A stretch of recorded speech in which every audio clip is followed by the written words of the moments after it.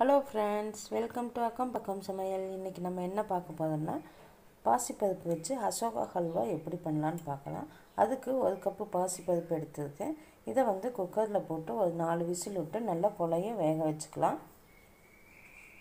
இப்போ பாருங்கள், இது நல்லா வெந்துடுச்சு. இதை நம்ம இப்போ மிக்சியில் போட்டு நைஸாக அரைச்சிக்கலாம். பாருங்கள், இந்த அளவுக்கு மிக்சியில் நைஸாக அரைச்சாச்சு. இப்போ ஒரு 2 ஸ்பூன் நெய் ஊற்றிருக்கேன். அதில் நம்ம முந்திரி போட்டு ஃப்ரை பண்ணி தனியாக எடுத்து வச்சுக்கலாம். இப்போ முந்திரி வறுத்து தனியாக எடுத்து வச்சுக்கிட்டேன். அதே நெய்யில் பார்த்திங்கன்னா ஒரு 4 ஸ்பூன் கோதுமை மாவு எடுத்து வச்சுருக்கேன். அதையும் போட்டு இதில் இந்த நெய்யிலேயே நல்லா ஃப்ரை பண்ணிக்கலாம்.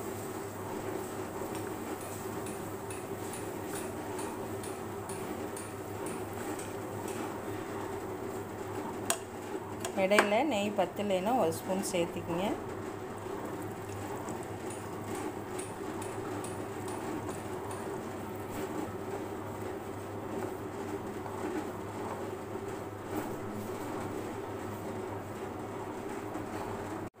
இப்போ இந்த அளவுக்கு நம்ம வறுத்துக்கிட்டோம். நல்லா வாசம் வர அளவுக்கு வறுத்து இதை தனியாக எடுத்து வச்சுக்கலாம்.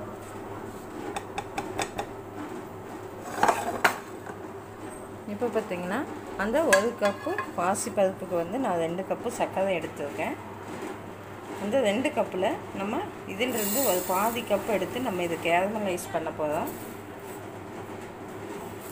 இதில் பாதி கப்பு தான் போட்டிருக்கேன், மீதி 1.5 கப்பு இருக்குது. இது ஒரு கலருக்கு வேண்டி நான் இது இப்படி பண்ணுறேன். இது அப்படியே கேரமல் ஆகட்டும், வெயிட் பண்ணுவோம். ஸ்டவ் ஹையில் வச்சுருக்கேன், தண்ணி எதுவும் சேர்க்கல. இது இப்படியே கொஞ்சம் கொஞ்சமாக அப்படியே மெல்ட் ஆகி வரும்.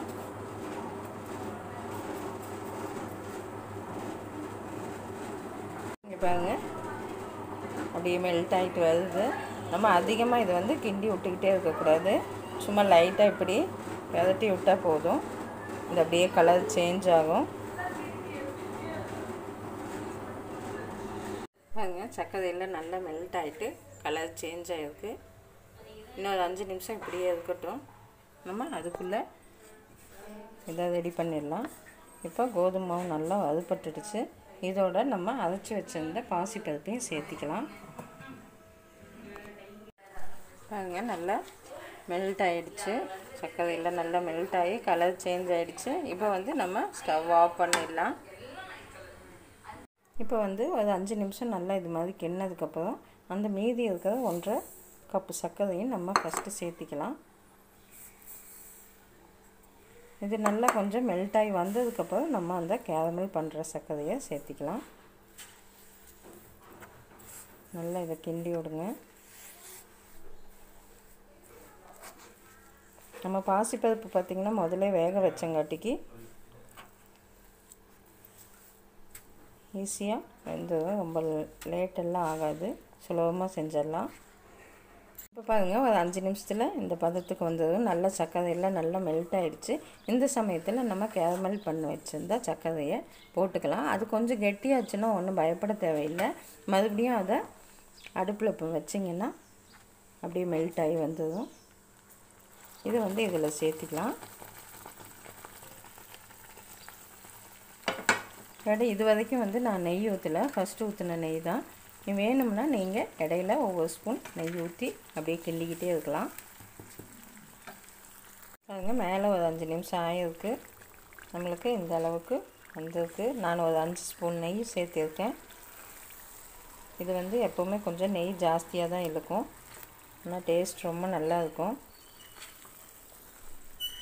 இப்போ பார்த்திங்கன்னா உங்களுக்கு இந்த கேரமல் பண்ணுறதுக்கு டைம் இல்லை, பிடிக்கல அப்படின்னா நீங்கள் கலர் கூட சேர்த்திக்கலாம். இப்போ நம்ம நெய்யில் ஃப்ரை பண்ணி வச்சுருக்கிற முந்திரி சேர்த்திக்கலாம். அவ்வளோதான், நம்ம அசோகா ஹல்வா ரெடி ஆயிடுச்சு.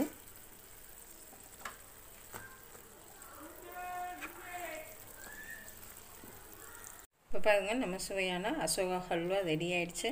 எவ்வளோ சாஃப்டாக வந்திருக்குது பாருங்கள். கண்டிப்பாக செஞ்சு பார்த்துட்டு கமெண்ட் பண்ணுங்கள். தேங்க்யூ. இந்த வீடியோ பிடிச்சிருந்தா அக்கம் பக்கம் சேனலுக்கு சப்ஸ்கிரைப் பண்ணுங்கள். ஆரோக்கிய உணவு வாழ்க்கைக்கு நிறைவு. தேங்க்யூ.